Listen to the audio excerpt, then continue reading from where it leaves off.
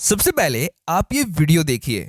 Islam is not incompatible because of its pitfalls in its philosophy or in apparent homogeneity. Islam's incompatible because even with its factionalism, even with its radically different sects of Sunnism, of Shiism and so many others, ultimate power lies not in the hands of any one person or people, it lies in the intangible hands of Allah. Therefore, decisions and their impact are not anchored to a state or government that can be held accountable, but to an irrefutable concept of a supreme being that cannot and will not answer to you. ये video है हाल ही में हुई Oxford union में इस्लाम पर एक बहुत ही तगड़ी debate, जिसका टाइटल रखा गया कि Islam doesn't allow for democracy because it's commitment to Allah says, यानी कि इस्लाम अल्लाह के प्रति अपनी कमिटमेंट के कारण लोकतंत्र की अनुमति नहीं देता है। यहाँ पर इस डिबेट को करने के लिए ऑक्सफोर्ड यूनियन के इस मैदान में उतरे एक ब्रिटिश इंडियन हिंदू जिनका नाम है यशस राम कृष्णन, जो ऑक्सफोर्ड यूनियन में director of media and deputy and director of press है। और यहाँ पर इस डिबेट का दूसरा एक और टाइटल रखा गया, this house believes Islam is incompatible with democracy, यानी कि यह सदन मानता है कि इस्लाम लोकतंत्र के साथ अयोग्य है। I posit this thought experiment to make you understand what the base of the conflict between Islamic and democratic values is. तो इस्लाम में बताए गए अल्लाह के कारण इस्लाम लोकतंत्र के साथ असंगत क्यों है, इस चीज को अच्छे तरीके से समझाने के लिए यशस ने बिना किसी भय के ऑक्सफोर्ड यूनियन में ये कहा, Islam is not incompatible because of its pitfalls in its philosophy or in apparent homogeneity. Islam's incompatible because even with its factionalism, even with its radically different sects of Sunnism, of Shiism and so many others, ultimate power lies not in the hands of any one person or people, it lies in the intangible hands of Allah. Therefore, decisions and their impact are not anchored to a state or government that can be held accountable, but to an irrefutable concept of a supreme being that cannot and will not answer to you. इनके इस speech में यशस राम कृष्णन ने कहा कि इस्लाम लोकतंत्र के साथ इसलिए असंगत नहीं है क्योंकि इसकी फिलॉसफी में इसकी खामियां है या स्पष्ट एक रूपता है। इस्लाम इसलिए असंगत है क्योंकि शियावाद और सुन्नीवाद में भी अंतिम शक्ति किसी एक व्यक्ति या लोगों के हाथ में नहीं है, बल्कि इस्लाम की पूरी शक्ति अल्लाह के अमूर्त हाथों में दी गई है। इसलिए इस्लाम में डिसीजन किसी राज्य सरकार पर निर्भर नहीं होते हैं जिन्हें रिस्पॉन्सिबल ठहराया जा सकता है, बल्कि एक सर्वोच्च व्यक्ति की एक व्यवहारिक इस्लामिक अवधारणा पर आधारित होते हैं जो मानवता के अनुसार नहीं है। और यशस के इस्लाम पर इस स्पीच को सुनते ही ऑक्सफोर्ड यूनियन में बैठे सभी मजहबों के एक्सपर्ट ने तालियां बजाई, सिवाय यहाँ पर बैठे कुछ मुस्लिम्स को छोड़कर।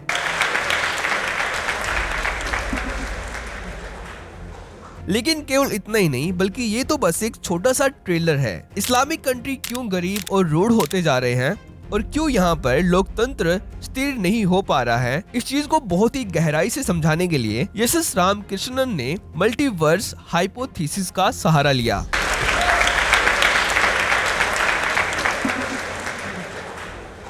That took a while, huh? Good evening, everyone. It is my pleasure to address the chamber as part of this historical debate on a highly contentious yet necessary point of discussion regarding today's governments and democracies. I'll spare you the long introductory remarks and get right into it. I posit this thought experiment to make you understand what the base of the conflict between Islamic and democratic values is. If you believe in the theory of multiverses, then several universes exist in parallel. Some interact with others, and some exist isolated and separate from their influence. This applies to all societies, and democracy can be imagined as the overarching multiverse. However, if the multiverse theory is true, then there exists at least one universe within this multiverse where the theory is not true. Islam is this universe, and hence the argument as to whether they can coexist or not enters a paradox. This paradoxical nature is exactly why Islam and democracy remain incompatible in the world today. यानी कि यशस राम कृष्णन ने यहाँ पर कहा कि मेरे लिए खुशी की बात है कि आज मैं इस्लामिक दुनिया के लोकतंत्रों के बारे में अत्यधिक विवाद उत्पन्न करने वाली लेकिन बहुत ही आवश्यक चर्चाओं के बारे में ऑक्सफोर्ड यूनियन के इस सदन को संबोधित करने जा रहा हूँ। मैंने मल्टीवर्स का यह विचार आपको यह समझाने के लिए प्रस्तुत किया है कि इस्लाम और लोकतांत्रिक मूल्यों के बीच संघर्ष का आधार क्या है। यदि आप मल्टीवर्स के सिद्धांत में विश्वास करते हैं तो कई ब्रह्मांड समांतर में मौजूद है, यानी कि बहुत सारे यूनिवर्सेस पैरेलल में मौजूद हैं, जिनको मल्टीवर्स कहा जाता है। ये ब्रह्मांड कुछ एक दूसरों के साथ बातचीत करते हैं और कुछ अलग थलग मौजूद है। हालांकि यदि मल्टीवर्स सिद्धांत सत्य है तो इस मल्टीवर्स के भीतर कम से कम एक ब्रह्मांड मौजूद है जहां सिद्धांत सत्य नहीं है, जिनको हम इस्लामिक दुनिया से जोड़कर देख सकते हैं। इस्लाम को हम एक ऐसा ही ब्रह्मांड मान सकते हैं और इस्लाम के इस यूनिवर्स में बहुत ज्यादा कॉन्ट्राडिक्शन है, यानी कि इस्लामिक यूनिवर्स में एक विरोधाभास है। यह विरोधाभासी प्रकृति का ही है, जिसके कारण आज दुनिया में इस्लाम और लोकतंत्र असंगत बने हुए हैं, यानी कि इस्लाम और डेमोक्रेसी इनकंसिस्टेंट बने हुए हैं। यानी कि यीशु ने यहाँ पर इस्लामिक वर्ल्ड में फेल हो रही डेमोक्रेसी को कॉन्ट्राडिक्शन पैदा करने वाले मल्टीवर्सिस से की, जहां पर यूनिवर्स के नियमों का तालमेल सही नहीं बैठता, जैसे कि हाल ही में सीरिया, पाकिस्तान और बांग्लादेश में हो रहा है, जो यशस राम कृष्णन की इस स्पीच का साक्षात प्रमाण है।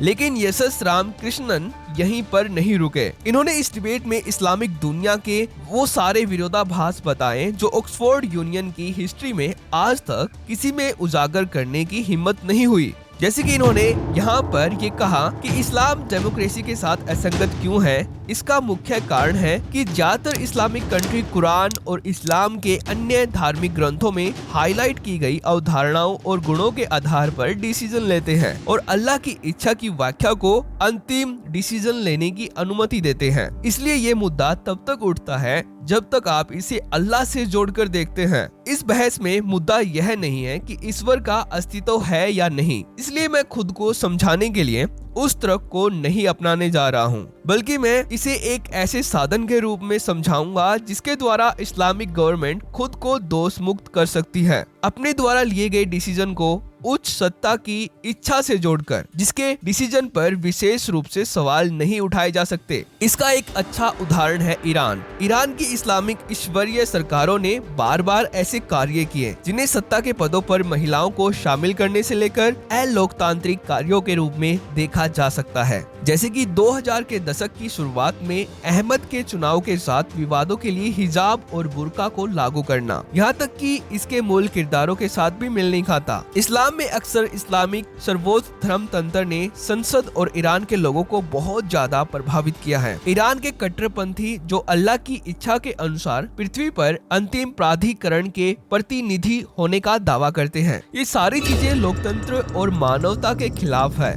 जो इस्लाम को डेमोक्रेसी के अकॉर्डिंग नहीं बनाते।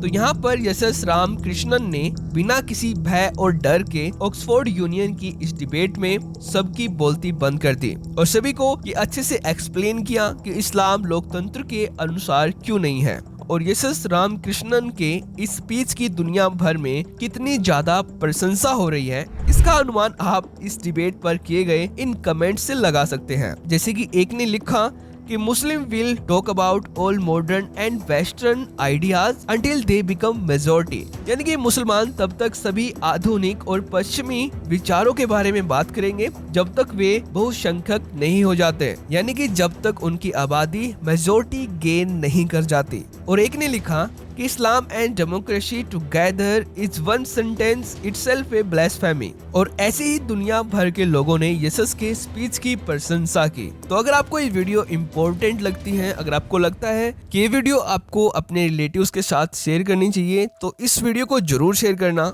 और अगर आपको हमारा काम पसंद आता है तो हमें आपका समर्थन देने के लिए इस चैनल को भी सब्सक्राइब कर लेना। तो थैंक्स फॉर वॉचिंग।